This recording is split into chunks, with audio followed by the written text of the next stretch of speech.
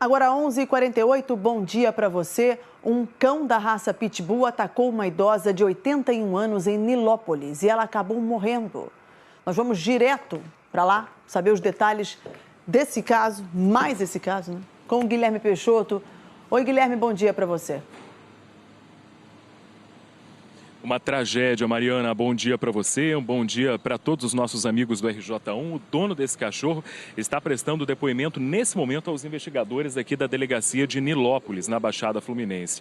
A dona Joselina Cerqueira tinha 81 anos. O filho dela, inclusive, conversou com a nossa equipe agora há pouco, aqui na porta da delegacia. Contou que, como todas as manhãs, a dona Joselina estava saindo de casa bem cedinho, por volta das 7h30, para ir à igreja. E foi surpreendida assim que saiu do portão pelo cachorro que fugiu da casa do vizinho, um pitbull. Os vizinhos ainda tentaram ajudar, esse filho que mora perto chegou logo depois, eles ligaram para o corpo de bombeiros, mas infelizmente quando o socorro chegou, a idosa já estava morta. A gente tem as imagens para te mostrar de onde esse ataque aconteceu. Foi na estrada Eliseu Alvarenga, no bairro Olinda, aqui em Nilópolis, na Baixada Fluminense. Pelas imagens dá para ver que a Polícia Militar e o Corpo de Bombeiros isolaram essa área, aguardando a perícia da Polícia Civil, que assumiu essa investigação. Os PMs trouxeram aqui para a delegacia o dono desse cachorro e também uma testemunha que estão sendo ouvidos nesse momento lá dentro por esses investigadores. O filho da dona Joselina também conversou com os investigadores agora há pouco e saiu da delegacia há alguns minutos. E nessa saída ele parou aqui na porta, conversou com a nossa equipe, claro, transtornado com a notícia. Ele viu a mãe morrer na frente de casa. Vamos ouvir o que esse filho disse para a gente. Não teve tempo de reação, nem as pessoas que tentaram, bateram no cachorro para ele poder soltar, mas ele não largava. Quando soltou já era tarde. Cheguei lá minutos depois, eu vim correndo de casa. É tudo na mesma rua, na rua que eu moro. Infelizmente, quando você chegou... 20 metros da casa. Quando eu cheguei já não tinha mais o que fazer. Já estava em óbito.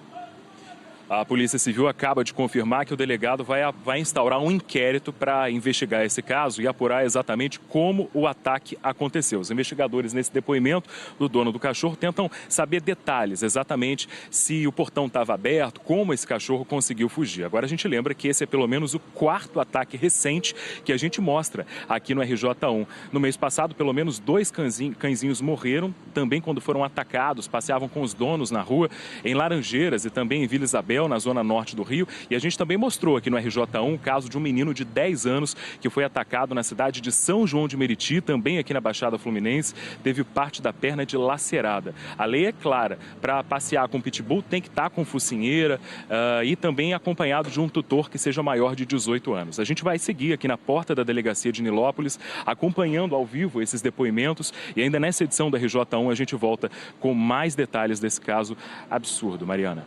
Absurdo, que história terrível, Guilherme Peixoto. Claro que a gente vai continuar acompanhando ainda nessa edição, então o Guilherme volta com outras informações.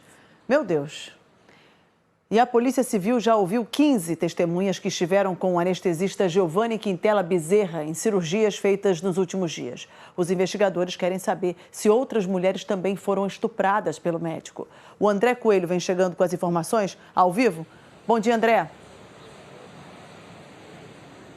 Oi, Mariana, bom dia a todos. A Polícia Civil espera ouvir aí nos próximos dias o depoimento da mulher que aparece naquele vídeo sendo estuprada pelo médico Giovanni Bezerra. A gente sabe que esse depoimento provavelmente não deve ser aqui na Delegacia de Atendimento à Mulher em São João de Meriti, deve ser em outro local para ajudar a preservar essa vítima e também a identidade dela. A delegacia já ouviu ontem o depoimento de uma outra paciente desse médico. Ela também relatou o que chamou de um comportamento estranho por parte dele durante o atendimento. O marido de uma outra paciente também foi ouvido aqui pelos policiais, médicos e enfermeiros que também estiveram nas cirurgias com Giovanni, também já prestaram depoimento, além também da enfermeira dona do celular que foi utilizado para registrar, para fazer o vídeo que ajudou aí na prisão em flagrante desse profissional. Esse aparelho passou por uma perícia e já foi devolvido aí a essa enfermeira. Até agora, a polícia já identificou cerca de 30 pacientes de Giovanni Bezerra. Agora avalia se houve uma conduta também por parte do médico em algum outro caso. Logo mais, o RJ1 traz uma reportagem com os detalhes, com as atualizações dessa investigação, desse crime que chocou o país. Mariana. Combinado? André, obrigada pelas informações. E começou hoje, aqui na capital, a vacinação contra a Covid-19 das crianças de 4 anos de idade. Todos vão receber a Coronavac, aprovada pela Anvisa, para essa faixa etária. Então, Ana Paula vem chegando com as informações, as primeiras informações. Ana, bom dia para você. Bom dia para você, Mariana. Bom dia a todos. A gente fala ao vivo aqui desse posto de saúde na Gávea. Hoje, então, primeiro dia da vacinação para crianças de 4 anos. Meninas e meninos já podem procurar essas unidades de saúde aqui em toda a capital para receber a primeira dose. A vacina aplicada é a Coronavac, né? Então, são 2 doses ali para completar a imunização com um intervalo de 28 dias. A única contraindicação é que as crianças não podem tomar a vacina contra a Covid junto com outras do calendário infantil. Por exemplo, se for tomar a da Covid e uma outra vacina, tem que esperar ali um intervalo de 15 dias entre elas. Mas qualquer dúvida é só conversar com o funcionário aqui do posto, o pai e a mãe. Pode ali perguntar, trazer a caderneta de vacinação, porque o importante mesmo é deixar todas as crianças protegidas. E a partir da quarta-feira da semana que vem, esse calendário vai ser ampliado para as crianças a partir de 3 anos de idade. Então, agora, né, nessa sexta-feira, crianças de 4 anos e a partir da quarta-feira da semana que vem, as crianças de 3 anos de idade também já poderão se vacinar contra a Covid-19 em todos os postos de saúde aqui do Rio de Janeiro.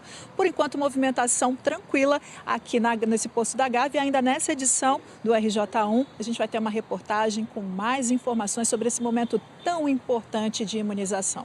Mariana. Obrigada, Ana Paula. É isso aí, ainda nessa edição, tá? Reportagem completa com todos os detalhes sobre a vacinação que começou hoje, vacinação para as crianças de 4 anos hoje. Obrigada, Ana. E hoje a SEDAI e Águas do Rio estão fazendo manutenção nas tubulações e o fornecimento de água pode ser afetado em alguns bairros. Chamo Natália Castro. Ela tem as informações. Bom dia, Natália.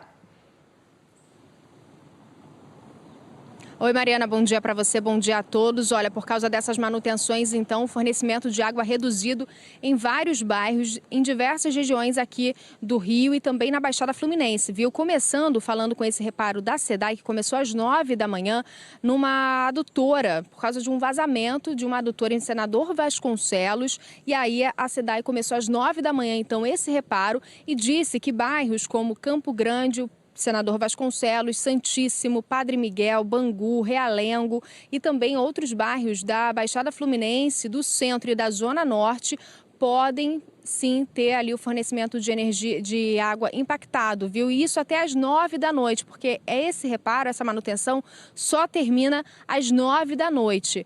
E também tem reparo, manutenção da concessionária Águas do Rio. A Águas do Rio começou uma manutenção, uma troca de equipamentos também às 8 da manhã dessa sexta-feira. E aí esse reparo pode acabar ali afetando, né, alguns bairros do centro da cidade, das zonas sul e norte. E esse abastecimento vai ficar aí impactado até às 6 horas, que é justamente o horário que está previsto o término dessa manutenção da concessionária Águas do Rio. Sobre as águas do Rio, gente, Andaraí, Botafogo, Cosme Velho, são os bairros, por exemplo, que podem ficar, os moradores desses bairros precisam economizar água, porque podem sim acabar tendo ali, sendo afetado por causa dessa manutenção. E claro, ali, para normalizar tudo, só 48 horas depois. Eu volto com você, Mariana. Obrigada, Natália. Vamos para o intervalo, que passa voando? Na volta, o drama da falta de remédios em farmácias populares. Eu não estou falando de medicamentos raros, não. Estou falando de remédios básicos. E ainda, a fila do Cisreg diminuiu, mas a preocupação dos pacientes não. Muitos não têm acesso a consultas. Você vai ver agora, 11h57. Fica aí que eu já volto.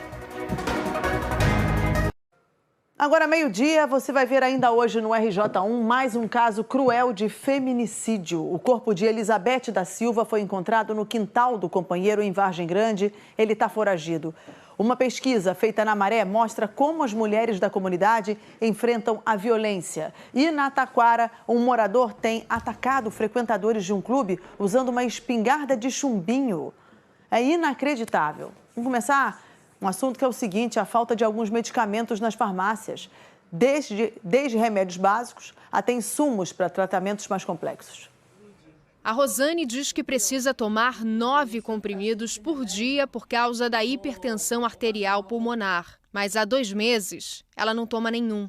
O medicamento que a aposentada pega na Rio Farms está em falta. Eu estou sem meu remédio, eu preciso tomar esse remédio. Eu tenho hipertensão arterial pulmonar. Já estou 2 meses sem tomar ele.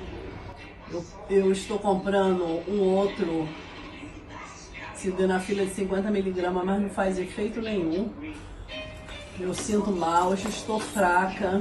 A Confederação Nacional dos Municípios afirma que 80% das prefeituras do país responderam que estão sem remédios e insumos básicos para atender a população que depende de medicamentos fornecidos pelo governo.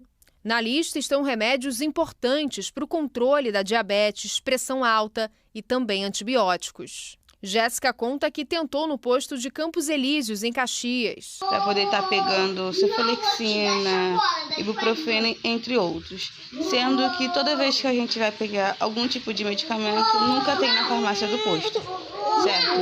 A única medicação que sempre eles dão é só dipirona, é a única medicação que o governo está liberando. A Prefeitura do Rio diz que as unidades municipais estão fazendo substituições. A estratégia é a mesma em Petrópolis, na região serrana. Mas a gente tem feito, dentro do nosso possível, a substituição desse medicamento para que a população não fique sem os remédios necessários para os seus tratamentos. Nas farmácias, os estoques também estão vazios. Tem faltado muitos medicamentos. Às vezes o cliente tem que ir no médico para poder trocar a receita e passar um outro medicamento. No caso dos remédios infantis, a troca fica mais difícil. Só o médico que pode fazer a substituição de algum antibiótico ou de algum antialérgico. O adulto, a gente ainda tem o xarope que falta, a gente pode substituir por outro, porque aí tem outras marcas que ainda tem, a gente ainda encontra. A Camila fez uma força-tarefa para tentar encontrar o antibiótico que o filho está precisando, mas não adiantou. Eu mobilizei toda a creche, todo o grupo das mães, todo mundo tentando, ligando, nem as farmácias de bairro a gente conseguiu. E o resultado foi que a pediatra teve que trocar o antibiótico para um similar, que não é específico para o problema dele, mas é com muito custo também a gente conseguiu encontrar com uma de bairro. Então, realmente está muito complicado. A gente está tendo muita escassez de produtos, medicamentos infantis, né? Antibióticos, antialérgicos. Além dos remédios pediátricos, também há escassez de soro fisiológico. A última remessa que essa farmácia conseguiu foi com essa embalagem menor, de 100 ml. Tudo que é distribuidora que a gente faz compras está faltando mesmo, não está achando de jeito nenhum. Secretaria de Estado de Saúde informou que a falta de determinados medicamentos é um problema mundial causado pela pandemia, pela guerra na Ucrânia e pelo bloqueio de portos chineses, mas disse que ainda está conseguindo manter os estoques. O Ministério da Saúde declarou que trabalha para manter a rede de saúde abastecida e que, após análises, foram constatadas diversas causas globais que extrapolam competências do Ministério. Edmilson Ávila já está aqui. Edmilson, boa tarde para você. Ei, Mariana, boa tarde, gente. Então, tá aí o Estado dizendo que está conseguindo manter os estoques, Ministério da Saúde dizendo que está tentando. E como é que está no município? Nos hospitais, tem medicamento? Então, fui dar uma olhadinha na rede municipal, né, que é maior do nosso estado, mas vou contar um detalhezinho aqui que é super importante, já como é uma falta internacional. Você vai falar assim, opa, a gente viu ali agora faltando o soro não é algo tão simples. Gente, olha a particularidade, falta a tampinha para o soro. Olha só, às vezes é um dispositivo para aplicar o remédio. Então, há sim um grande problema. O que está acontecendo na rede municipal? Como é uma rede maior, uma rede muito grande, eles estão remanejando, passa de um hospital para o outro, quem vai perdendo até que chegue aí e está chegando sempre muito pouco. O fato é o seguinte, alguns itens estão sendo muito procurados. Então, contraste para fazer um exame, uma tomografia, por exemplo, eles estão usando agora só quando é muito necessário de fato. Então, olha, isso é muito importante. Aí sim que eles estão usando. Veja ao limite... Está rolando um racionamento. Exatamente. Está rolando o seguinte, olha, tem que usar estritamente. E quando não tem, é a substituição. Esse aqui acabou, então vamos substituir por um outro que é similar. E assim a rede, que é a nossa maior rede, a rede municipal, está fazendo que a rede SUS aqui da capital. Obrigada, Edmilson. Ele volta já. A fila do Cisreg diminuiu. Se a gente comparar com o auge da pandemia, diminuiu. Mesmo assim, a espera ainda pode levar anos. Tem gente que não tem sequer acesso a consultas. E o problema se repete nos exames e cirurgias. Um incêndio dentro da barriga. É assim que o seu José descreve uma dor constante. Tá queimando, fica aquela ardência em volta do umbigo. A barriga parece estar com a água fervendo em volta do umbigo, assim. Há muito tempo, o seu José já sabe o motivo do sofrimento. Hérnia umbilical. A dele já está bem inchada. Ele diz sentir essa dor o tempo todo, há 4 anos. O senhor se acostumou a viver assim? Tem que acostumar, tem que fazer um bico ali, outro lá. A dona Janete já sabe quando a dor do marido aperta. Quando eu vejo que ele virou o rosto, já sei que ele está com dor. E é uma dor que não adianta tomar medicamento nenhum, porque não passa. Não passa com remédio, mas pode passar com cirurgia. Há 6 anos, seu José procurou ajuda num posto de saúde em Campo Grande que fechou. Então, o caso passou para a clínica da família Leci Ranchini. Ele foi encaminhado para fazer uma consulta com um cirurgião. Nunca foi chamado. As clínicas da família, como esta, são a porta de entrada de quem precisa fazer uma consulta com o especialista ou um exame pelo SUS. Daqui, o paciente entra na fila do Cisreg, quer dizer, Sistema de Regulação. É a fila que o seu José está. Esse sistema, ele calcula uma previsão de atendimento. Agora, está em menos de 2 meses. Mas a realidade é bem diferente. No site da Prefeitura do Rio, dá para ter dimensão do tamanho da fila. 149.234 pessoas à espera só na capital. E essa fila já foi maior. Há 3 anos estava o dobro do tamanho. Mesmo com a diminuição do número total de pacientes, a fila para algumas cirurgias ainda é grande. A maior de todas é para a cirurgia de hérnia. Está em quase 10.000 pessoas. Em segundo lugar, está a cirurgia de vesícula, com mais de 9.000. Para a realização de exames, as maiores filas são para radiologia odontológica e colonoscopia, as duas com mais de 5.000. Em terceiro lugar, está a endoscopia digestiva, com mais de 3.000. Para consulta, a maior procura é para urologia, seguido de psiquiatria, neurologia pediátrica e ginecologia laqueadura. José Luiz, de 63 anos, espera por uma consulta com um urologista. O Cisreg calcula que o tempo de espera para esse especialista pode levar 8 meses. Ele está na expectativa há mais de 2 anos. No dia 19 de fevereiro de 2020, fui incluso no Cisreg. Em fevereiro de 2022, após 2 anos, ao consultar, minha consulta estava cancelada, negada. Procurei a clínica da família e disseram que foi negada porque ficou muito tempo sem ser marcada. Então, de fevereiro, marcaram uma outra consulta, novamente com a doutora da clínica, para junho. Em junho eu fui lá e ela me reinseriu no Cisreg. José e outros milhares de homens e mulheres formam uma lista que só tem data de entrada. Mas o seu José sabe bem o que quer fazer quando tiver a data de saída. O que o senhor mais gostaria de ter agora? Sido operado da hérnia para ver, né? Se volta a trabalhar ou não. A vida vai mudar? Eu acho que sim. A vida vai andar, né? Sobre o seu José Luiz, a Secretaria Municipal de Saúde informou que a data da consulta já está agendada para o dia 10 de agosto. E sobre o seu José Hélio, disse que ele será chamado em breve para a realização da cirurgia. A secretaria afirmou ainda que vai ampliar, a partir do próximo mês, a capacidade cirúrgica dos hospitais e que apenas no Hospital Municipal Ronaldo Gazola serão realizadas mais de 3.000 cirurgias mensais, sendo 672 de hérnia. Edmilson, a gente pode sonhar com um dia que essa fila vai acabar? Existe uma promessa em relação a isso ou é impossível? Olha, nós já vimos tantas promessas, né, Mariana? Quantos anos nós estamos aqui falando e cobrando muito, porque isso é gravíssimo. As pessoas às vezes entram com um problema pequeno nessa fila e vão sair dessa fila com um problema muito grave. E algumas pessoas vão morrer nessa Os casos fila. vão se agravando, né? Exatamente. Agora nós temos uma nova promessa. Nós já vimos de muitas promessas, né, Mariana? Essa promessa aqui é com dinheiro do leilão da SEDAI. O Rio de Janeiro também teve direito a uma parte desse dinheiro. Então, o Rio de Janeiro, agora a Prefeitura promete investir 1 bilhão e 400 milhões até junho de 2023. Então, anotem essa data aqui, que isso é fundamental. Eles prometem uma fila zero. Nunca vai ser fila zero, gente. Mas eu perguntei, bom, fila zero nunca teremos, as pessoas vão entrando. Qual é o tempo que as pessoas vão ficar nessa fila? Então, seria um tempo médio de espera de 45 dias. E como é que vai ser isso? Vamos ter um complexo para fazer exames, para fazer consultas. Esse complexo vai ficar em Benfica. O projeto, gente, é muito bacana, assim, no papel é muito bacana. Parece que vai ter até transporte da Avenida Brasil até chegar ali nesse complexo. Vamos aguardar que tudo isso fique pronto e que seja assim. E os outros exames que não vão ser realizados ali, eles vão contratar para chegar a essa média aqui. Você não esperar mais do que 45 dias nessa média.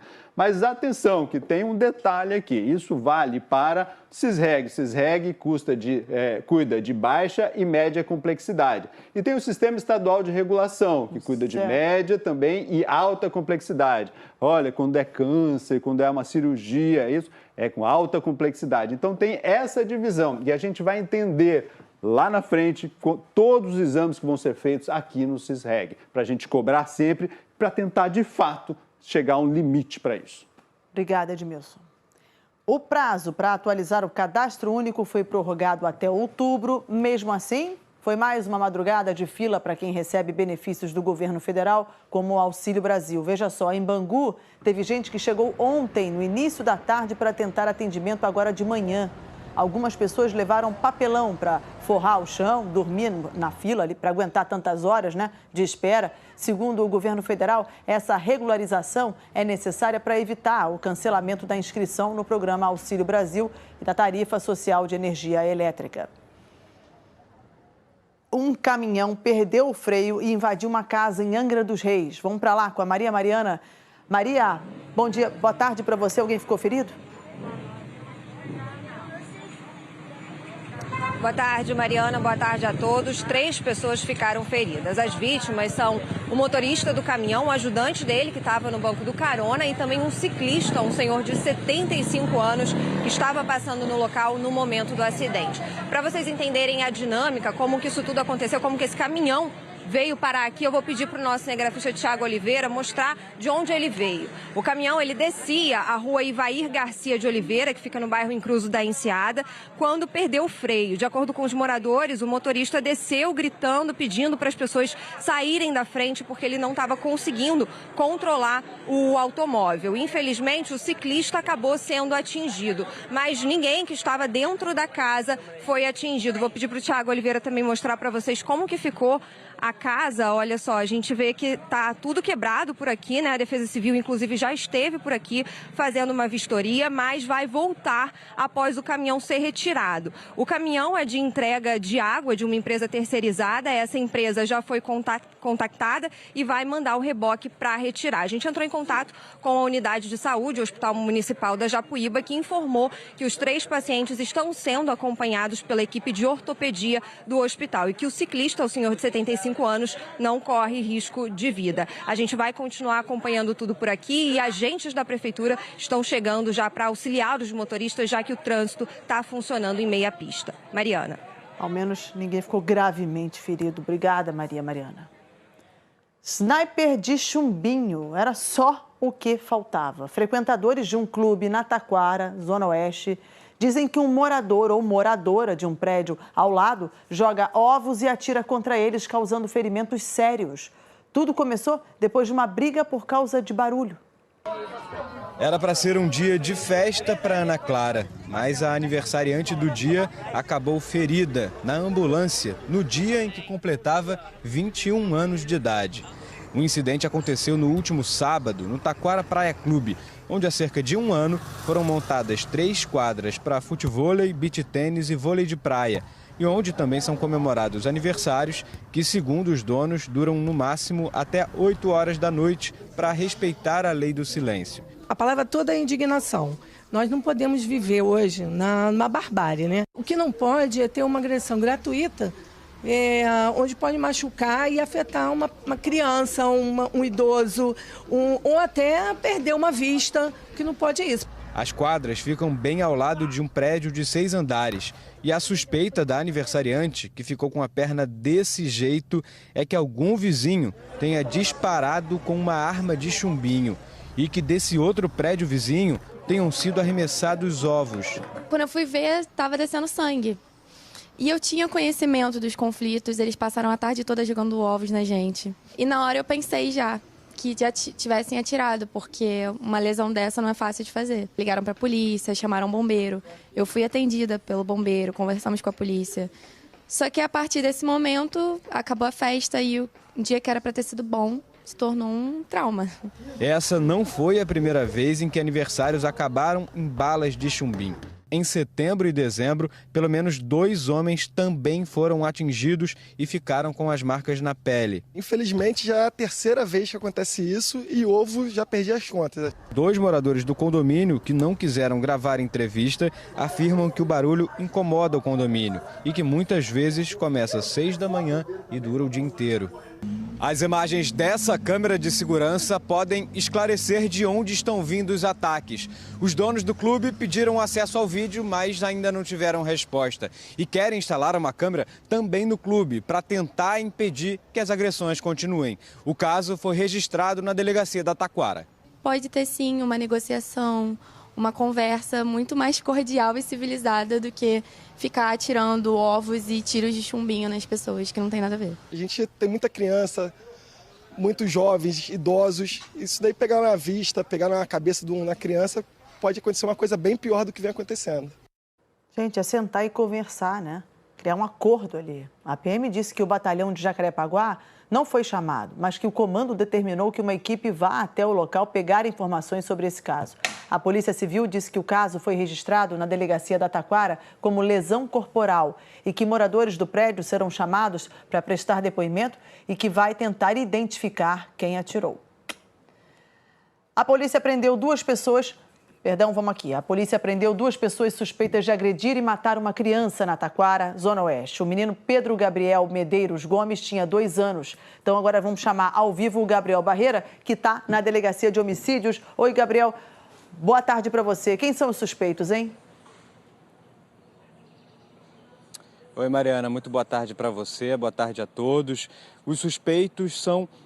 uma mulher que tomava conta dele, que é amiga da mãe biológica do Pedro Gabriel, e o companheiro dela. Eles foram identificados como Brenda Luciene Sampaio de Albuquerque, de 21 anos, e Misael de Queiroz Cabral, de 31 anos. Mariana, segundo a Polícia Civil, esse menino de apenas 2 anos de idade foi morto com requintes de crueldade. O corpinho dele tinha várias marcas machucados nas costas, no rosto, também no tórax. E essas violências praticadas no corpo dele, segundo a Polícia Civil, são recentes e antigas, o que mostram que esse casal tinha a intenção de provocar dor nesse menino. O Pedro Gabriel Medeiros Gomes chegou a ser levado para a UPA da Taquara na terça-feira, mas quando chegou lá morreu logo depois. O laudo da Polícia Civil mostra que ele teve traumatismo craniano e também no tórax, além de contusão cerebral, fratura e hemorragia interna.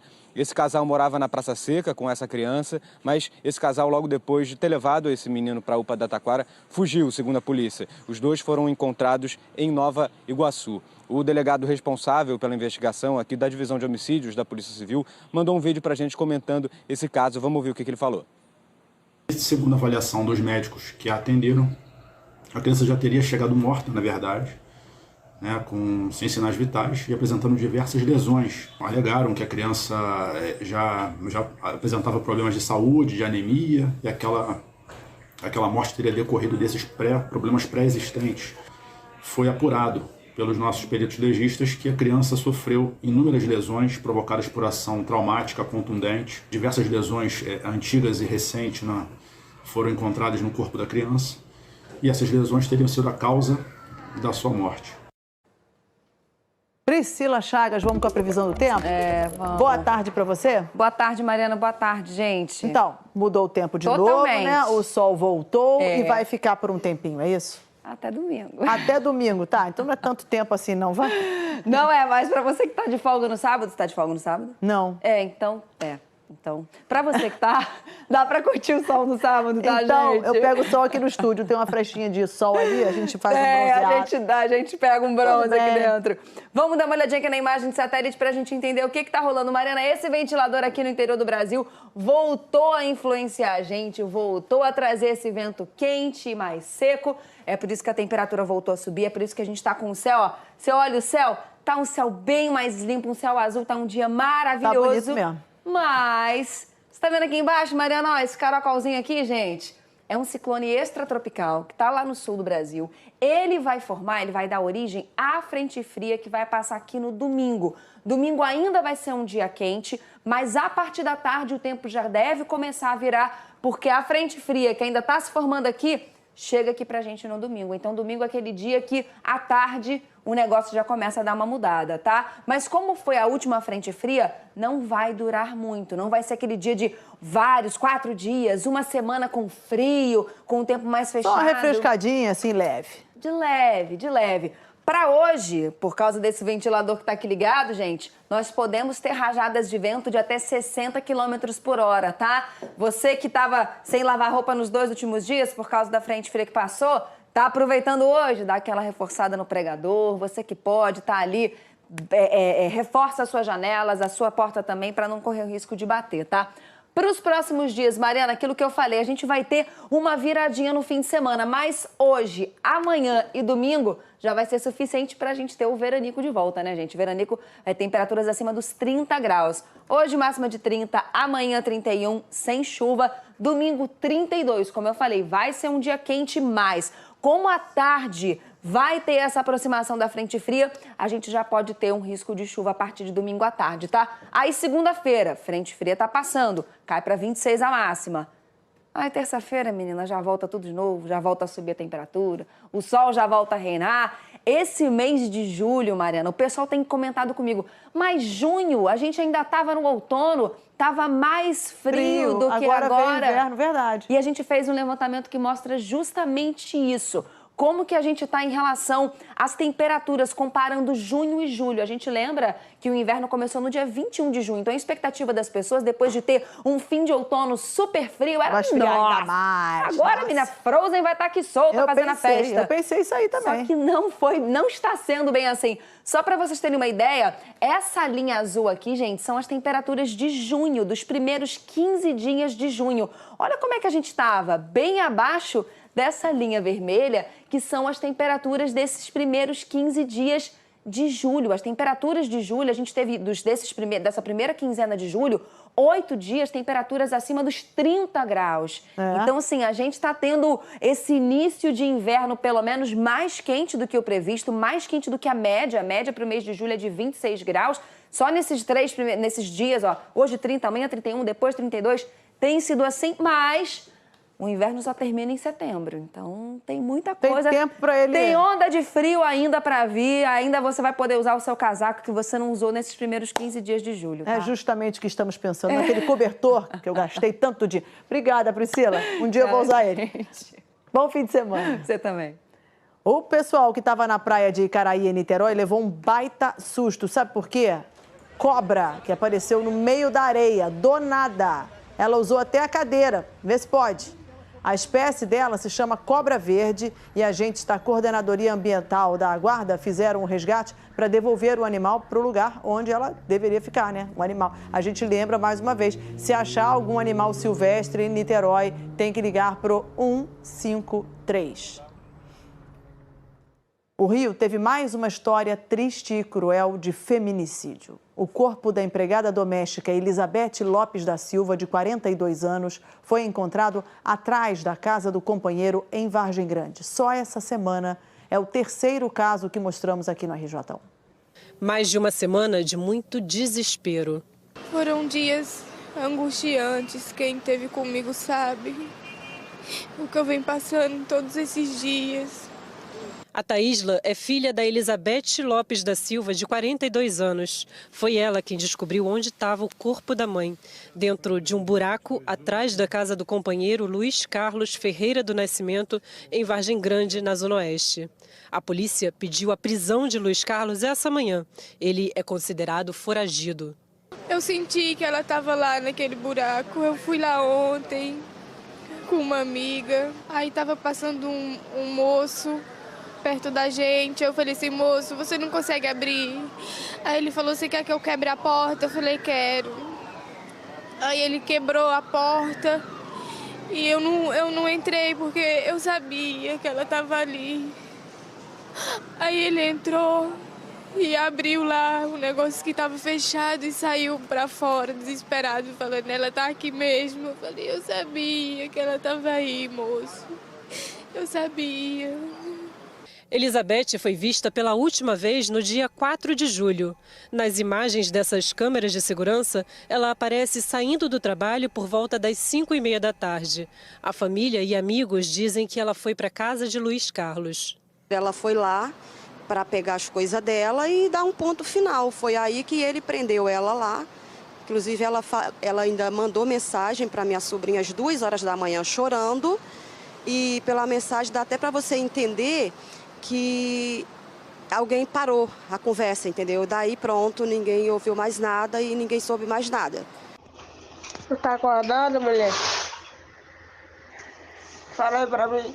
A morte aconteceu na madrugada do dia 5 de junho. Na terça-feira de manhã, o autor se dirige normalmente ao seu local de trabalho. Ele trabalhava como pedreiro numa obra também localizada no bairro de Vargem Grande. E ao ouvir os colegas de trabalho, eles narraram que na terça-feira de manhã o Luiz Carlos entrou na obra com dois ferimentos provocados por arma branca no braço e na barriga. Houve uma luta corporal entre o casal, confirmado pelos vizinhos que ouviram muito barulho naquela madrugada por horas. Elizabeth e Luiz Carlos tinham um relacionamento há 6 anos. No ano passado, ela registrou queixa contra o companheiro e pediu medidas protetivas.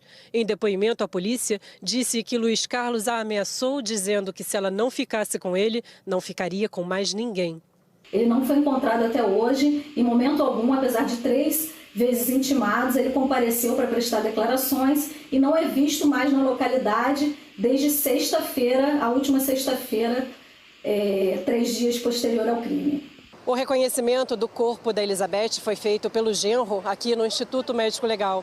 Agora os parentes estão decidindo onde será o enterro, já que toda a família é do estado de Pernambuco, no Nordeste. Elizabeth, Cláudia, Marciele, Valquíria, Vitória, Viviane, Laís. Em 40 dias, 7 mulheres foram assassinadas no Rio e na Baixada Fluminense. Segundo os investigadores, na maioria dos casos, o companheiro ou ex-companheiro teve participação no crime. Mulheres que tiveram as vidas interrompidas por agressões covardes. Ela sempre foi independente, nunca pediu nada pra ninguém. Ela era uma pessoa muito boa, sempre ajudou todo mundo. Sempre que a gente precisava, ela ajudava. Mas a maldade existe. Uma pesquisa feita com moradoras da comunidade da Maré identificou como elas enfrentam a violência de gênero. A iniciativa faz um mapeamento de caminhos, recomendações, ações ao poder público e para toda a sociedade. Tem cara de dia de celebração. Muita comida na cozinha, gente reunida arrumando as coisas, preparando tudo. Mas não é uma festa assim à toa.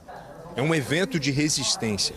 Logo mais, a Redes da Maré divulga, na Casa das Mulheres da Maré, os resultados de uma pesquisa feita ao longo dos últimos 2 anos sobre violências que as mulheres da comunidade sofrem e as formas como elas resistem e enfrentam essas violências. Claro que também tratamos de violência doméstica e violências mais tradicionalmente narradas a partir de uma visão de gênero. Mas principalmente do ponto de vista dessa pesquisa, a gente quis reforçar as resistências que essas mulheres desenvolvem, para além das histórias de violência que elas experienciam. As coordenadoras Moniza, Júlia e Ketty representam bem a pluralidade desse trabalho. Uma parceria entre a Redes da Maré, a UFRJ e a King's College de Londres. A gente já tinha uma experiência anterior, quando a gente mapeou as principais violências contra mulheres aqui no Maré. O principal objetivo dessa pesquisa agora foi entender quais são as formas de resistência e de enfrentamento às violências que as mulheres aqui no Maré traçam. O que essa pesquisa traz são informações sobre mulheres que estão sujeitas a um grande repertório de violências, por serem em sua maioria negras, pobres, periféricas. Isso é muito comum, né, na história de pessoas negras. A gente tem muita dificuldade de afirmar as nossas origens, porque a gente tem muita dificuldade de acessar, né?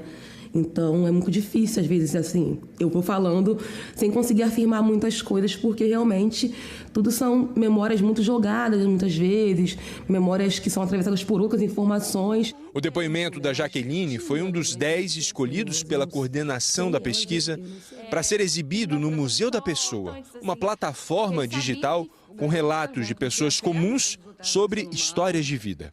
A minha mãe sempre levava a roupa para fora. Não tinha água, mas era um maior sacrifício, mas tinha que arrumar dinheiro, né? Ia buscar e já levava passadinha. Uma alegria, porque a gente às vezes não tinha condições, às vezes, de ir lá para fora, de ir para um cinema, de ir para um lugar, sabe? E já o samba aqui já dava alegria, muita alegria a gente. A Cat explica que o interesse da Universidade de Londres é aprender mais sobre a violência aqui, até para ajudar brasileiras que vivem no Reino Unido. Ao longo das entrevistas, a pesquisa da Maré constatou fenômenos já conhecidos de outros lugares. A violência doméstica aumentando na pandemia e mulheres violentadas que, por medo, preferem não registrar os abusos que sofrem.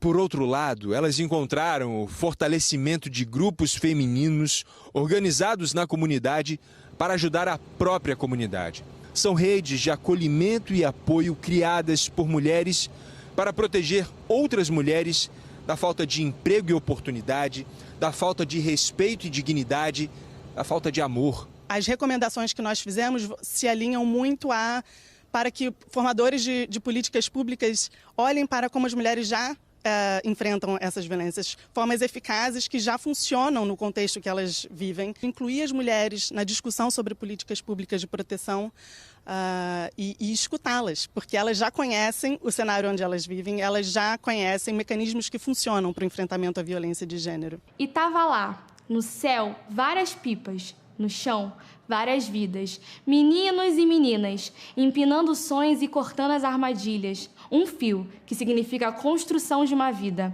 E lá no alto, no topo da pipa, somos eu, você e o menor, contrariando as estatísticas. Eu quero ver favelado no poder. Eu quero ver o meu povo vencer. Vamos voltar a falar sobre o caso do anestesista. A Polícia Civil ouve depoimentos de vítimas, médicos e enfermeiros que estiveram com o médico Giovanni Bezerra em cirurgias feitas nos últimos dias. Pelo menos 30 pacientes já foram identificadas e vão ajudar a entender como o médico agia. 11 pessoas já foram ouvidas pela Delegacia da Mulher. Entre elas estão alguns dos médicos que estavam na sala de cirurgia no momento em que Giovanni Quintela Bezerra estuprava uma mulher durante o parto. Segundo os investigadores, a parturiente que aparece nas imagens vai ser ouvida nos próximos dias. Ela é quem vai escolher o local onde o depoimento será colhido. A Polícia Civil quer saber quantas mulheres Giovanni Quintela Bezerra atendeu e em quais hospitais. Cerca de 30 pacientes do anestesista já foram identificadas. Em pelo menos 6 casos, a suspeita de abuso sexual. De acordo com o Cadastro Nacional de Estabelecimentos de Saúde, além de médico anestesiologista, o nome de Giovanni Bezerra aparece ligado a outras 2 ocupações que cuidam da saúde da mulher. Na coluna da Classificação Brasileira de Ocupações, Giovanni é também identificado como médico mastologista, além de ginecologista e obstetra em uma clínica no Rio de Janeiro. Mas o registro não detalha qual o vínculo de Giovanni com a clínica. Ontem, os investigadores ouviram a primeira mãe que teve bebê no Hospital da Mulher no domingo. Giovanni Bezerra participou do parto. Segundo o advogado, a paciente tem 30 anos, é mãe solo e disse que não viu o filho nascer. Aí ela voltou para o quarto, ela ficou muito sonolenta. Quando ela acordou, ela perguntou para as outras pacientes: todas de vocês dormiram? Ela: não, a gente não. Ou seja, ela dormiu e as outras 2. O restante ninguém dormiu naquele dia. Todas fizeram o parto acordado. A paciente também disse que estranhou o comportamento do anestesista antes da cirurgia.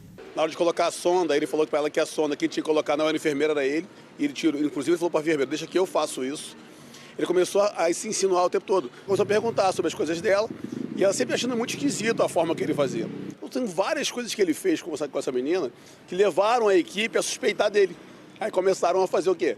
Buscar uma gravação para ficar mais concreto, na primeira e na segundo parto. Nesta quinta-feira, uma enfermeira também esteve na delegacia. Ela faz parte da equipe que se uniu para flagrar o estupro e ter provas contra o crime praticado por Giovanni Bezerra. Era dela o aparelho que gravou o médico abusando de uma paciente. Ontem, o telefone passou por perícia. A enfermeira ficou 20 minutos na delegacia e saiu sem falar com os jornalistas. Nós procuramos o Conselho Regional de Medicina para saber se Giovanni Quintela poderia atuar nas especialidades que ele tem em registro no Cadastro Nacional de Estabelecimentos de Saúde. O Conselho respondeu que Giovanni não informou qualquer registro de especialidade no CREMERGE. Ele está impedido de exercer a medicina no Rio de Janeiro. O Hospital da Mulher informou que está prestando todo o apoio às vítimas. E a gente faz aquele intervalo que passa voando na volta. As informações sobre a morte de uma idosa de 81 anos. Ela foi atacada por um pitbull enquanto caminhava no bairro Olinda, em Nilópolis. E ainda todas as informações sobre a vacinação contra a Covid para crianças de 4 anos que começou hoje no Rio. E sabe, a Taça das Favelas está de volta, não é isso, Benhur? Exatamente, Mariana. A gente está aqui no Viaduto de Madureira para comentar esse retorno, depois de 2 anos parado, da Taça das Favelas, uma das competições mais queridas das comunidades do Rio de Janeiro. Dia 30 de julho já começam as partidas. Eu conto já tudinho para vocês. Encontro marcado então, Benhur, já. Agora 12h37. Fica aí, a gente já volta. 12h40, estou de volta com o caso do ataque de um pitbull em Nilópolis, na Baixada, que matou uma idosa de 81 anos. Guilherme Peixoto vai atualizar as informações. Guilherme. Mariana, a Polícia Civil confirmou agora há pouco que esse caso foi registrado como homicídio culposo, quando não há intenção de matar. O dono do pitbull que atacou e matou a idosa de 81 anos continua aqui na delegacia de Nilópolis, na Baixada Fluminense, conversando com os investigadores, e esse depoimento já dura pelo menos 2 horas. A gente tem imagem da vítima para te mostrar. A dona Joselina Cerqueira tinha 81 anos. O filho dela, que conversou com a gente aqui em frente à delegacia, contou mais cedo que, como todas as manhãs, ela saiu de casa por volta das 7 horas da manhã para ir à igreja e foi surpreendido pelo cachorro que fugiu da casa do vizinho. Algumas pessoas ainda tentaram ajudar, ele chegou minutos depois, mas infelizmente já não havia mais o que ser feito. Quando os bombeiros chegaram à comunidade, a dona Joselina infelizmente já tinha morrido.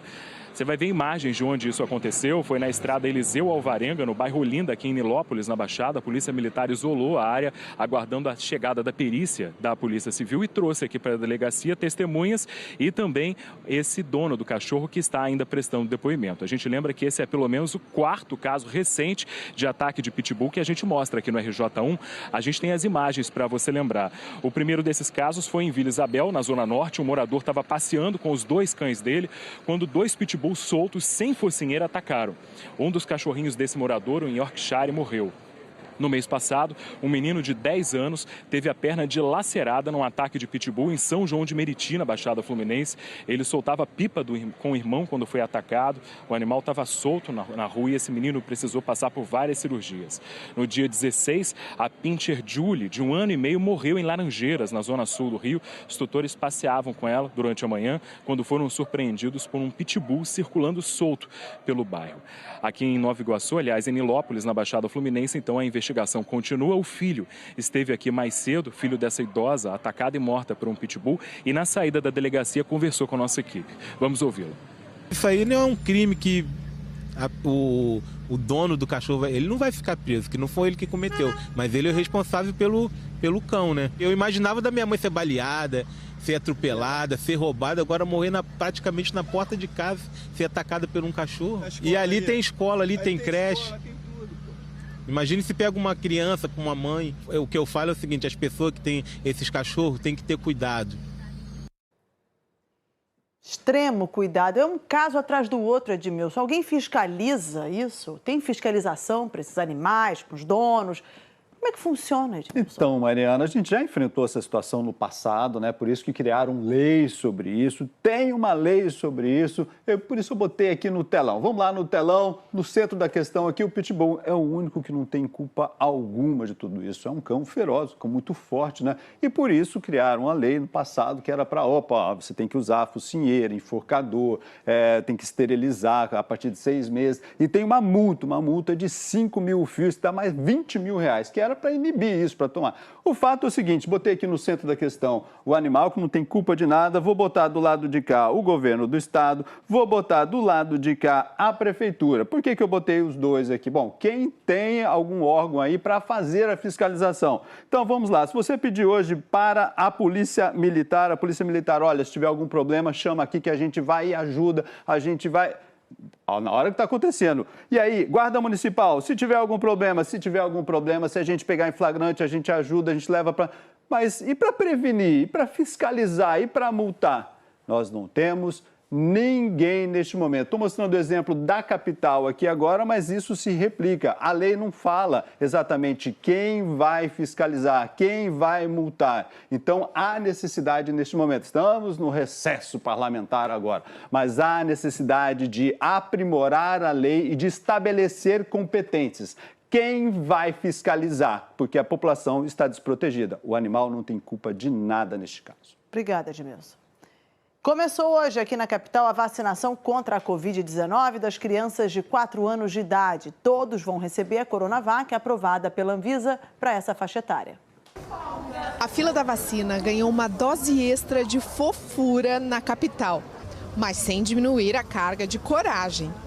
A Natália nem piscou na hora de receber a primeira dose de Covid aos 4 anos de idade. E mesmo tão pequena, já sabe o que isso significa. Ficou muito legal. Achou muito legal? Foi, né? Ela foi uma das primeiras crianças a chegar hoje de manhã neste posto na Gávea. A mãe já estava ansiosa por esse dia. Estava super ansiosa, esperando, contando os dias para esse momento. Eu tenho uma filha mais velha que ela já tomou a vacina, então eu ficava naquele sentimento que ainda faltava mais uma da família para tomar. Esse avanço na vacinação infantil só foi permitido porque a Anvisa liberou o uso da Coronavac nessa faixa etária de 3 e 4 anos de idade. Agora estão permitidas 2 doses com intervalo de 28 dias. Hoje, amanhã, segunda e terça, a vacinação é só para as meninas e meninos de 4 anos de idade. As crianças de 3 anos vão ser chamadas a partir de quarta-feira da semana que vem. A partir do próximo sábado, 23 de julho, começa a repescagem para todas as crianças a partir de 3 anos de idade. Os médicos afirmam que menores de 5 anos podem sim desenvolver a forma grave da doença. Os casos de síndrome respiratória aguda grave, que podem indicar complicações da Covid, aumentaram nessa faixa etária. Em novembro do ano passado, eram 5%. Em abril, subiu para 15%. A gente tem um quantitativo de casos importantes nesse período de inverno e a gente, a partir do momento que a gente vacinar, por isso que é importante essa vacina neste momento, a gente vai ter uma proteção contra a Covid ainda neste período que tem uma maior ocorrência de infecções respiratórias em crianças. A única orientação é não tomar a vacina da Covid junto com as outras do calendário infantil. Por exemplo, não fazer no mesmo dia a vacina da gripe. Esse grupo deve respeitar um intervalo de 15 dias. A prefeitura informou que a capital tem em torno de 170 mil crianças com 3 e 4 anos de idade e tem 100 mil doses de Coronavac no estoque hoje. A gente faz essa convocação para os pais, para as mães que tragam suas crianças para se vacinar, não só estas de 3 e 4 anos, mas também as crianças de 5 a 11 anos que por acaso ainda não se vacinaram ou que faltam tomar a segunda dose e assim concluir esse esquema primário de proteção. A Valentina vai fazer 5 anos amanhã, mas a mãe dela não quis esperar nem um dia para vir ao posto. Não esperei nem um minuto, já tinha 4 anos, falei, vamos logo. Ficar, livre logo dessa doença. O que a vacina da Covid é boa? Que sim, que protege.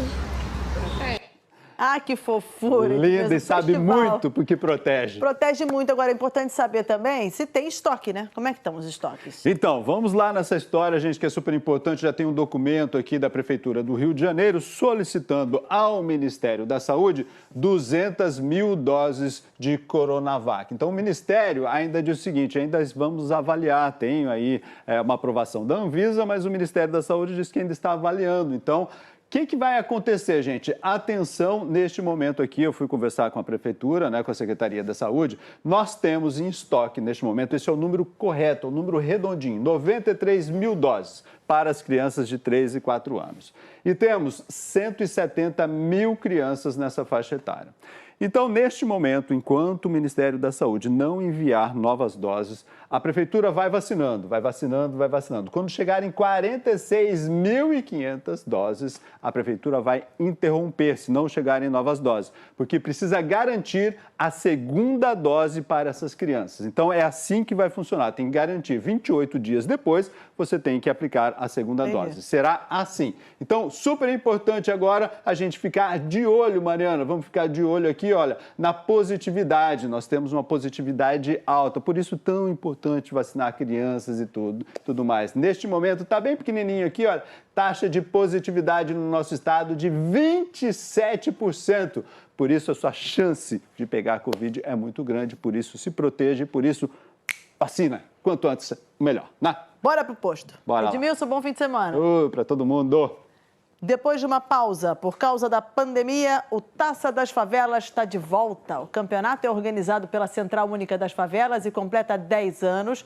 Hoje tem a abertura do torneio lá em Madureira. É para lá que eu vou com Benhur Correia. Benhur, boa tarde para você. Mariana, a gente está aqui na abertura oficial do evento. Ali atrás, ó, tem o MV Bill, tem a Nega Giza, que estão guiando essa cerimônia de abertura. E vou te falar que essa competição tem um lugar no meu coração, porque quando eu era do esporte, era uma das mais queridas de fazer. As histórias que a gente encontra na Taça das Favelas são sensacionais sempre. Esse ano, voltando depois de uma pausa de 2 anos, as competições começam agora dia 30 e 31 de julho. E as grandes finais, né, porque a final masculina e a final feminina, vão acontecer no dia 8 de outubro. Vão ser 28 equipes femininas e 72 equipes masculinas. Mariana, eu estou aqui do lado da Elaine Cacavo, que é a diretora executiva da CUFA. Elaine, essa competição ela é um vetor para várias comunidades aqui do Rio de Janeiro. O que ela traz junto com o esporte?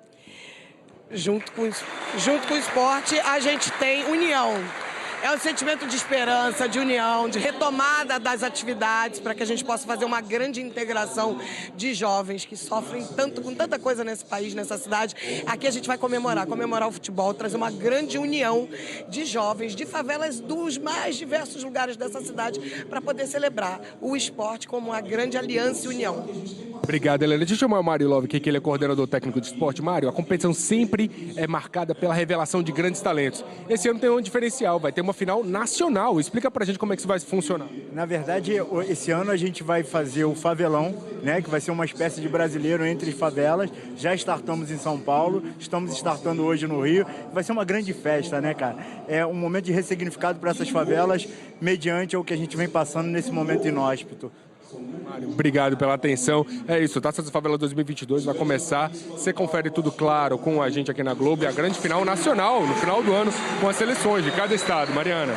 Benhur, e já no domingo, agora, no Globo Comunidade, você vai ouvir histórias desses 10 anos de Taça das Favelas, bem legais, aliás. É 6h50 no domingo, Globo Comunidade. Deixei ele aqui, meu Deus. Mariana, boa tarde, tudo bem? Boa tarde. Judici. Começamos com uma notícia triste, Mariana. O cantor da orquestra afro-brasileiro, Carlos Negreiros, morreu ontem, olha só, no camarim. Carlos Negreiros. Carlos Negreiros, no camarim do Teatro Ipanema. Ele estava fazendo uma apresentação e faleceu em seguida.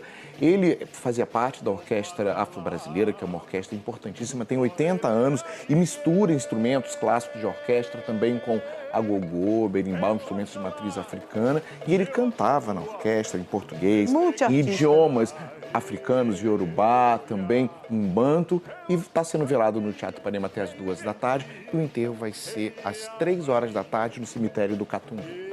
Leva a música para o céu, Mariana. Grande artista.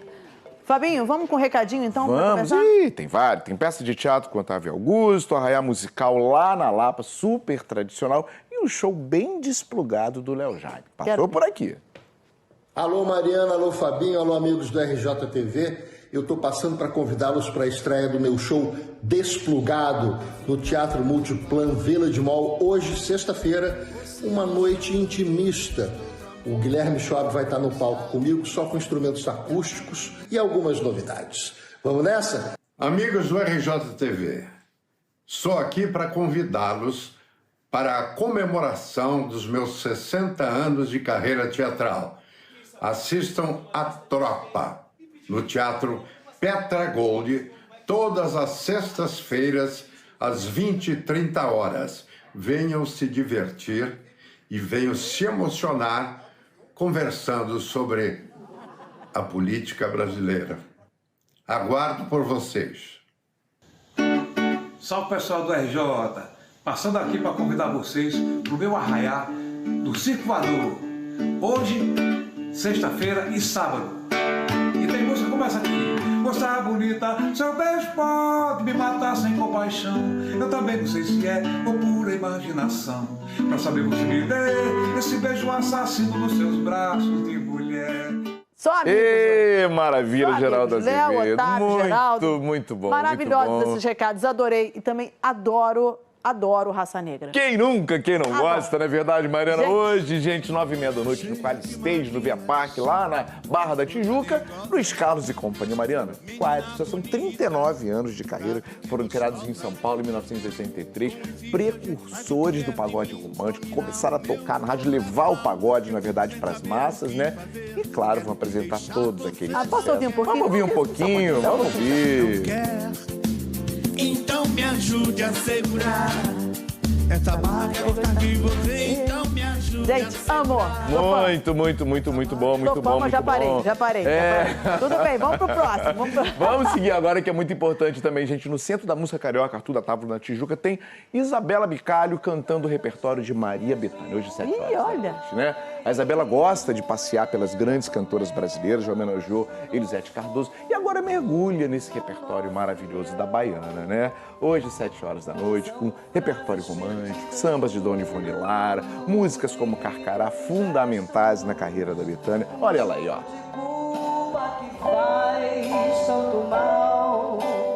Muito bom. Uma exposição de graça. De graça ou então com ingresso colaborativo, cada um paga o quanto pode, uma exposição no MAN chamada Nacoada, Estratégias para a Arte Moderna. A curadoria é do Denilson Baniwa, também junto com a Beatriz Lemos, e são camadas de discussões ainda sobre a questão do centenário, Mariana, da Semana de Arte Moderna de 1922. Bacana. 4 artistas novos, né, contemporâneos, dialogam com o trabalho aí de grandes nomes das nossas artes, Tarsila do Amaral, Portinari, fazendo uma conversa muito interessante. Lá no MAN. Por onde anda Frejá? Hoje, no Vivo Rio, só sucesso, Mariana. Cantor e compositor, vai levar todos aqueles hits desde a época do Barão Vermelho, carreira solo, né? Por Você, Pro Dia Nascer Feliz, Bete Balanço. Amanhã, 4 horas da tarde, tem a Bela e a Fera, o musical no Vivo Rio. Às 10 horas da noite, uma homenagem ao Pink Floyd Experience. Mas o belo hoje é ele, né? Olha, Frejá. Eu mudaria até o meu nome, eu viveria em greve de fome. Adorei. Não sei pra que show que eu vou. Nossa. Mas a gente se encontra amanhã, né, Fabinho? Com certeza, amanhã estamos juntos na RJ. Amanhã estamos aqui, 11h45. Amanhã, te espero. Boa tarde, gente. Pra Até você. amanhã. 11h45. Tamo junto amanhã, Mariana.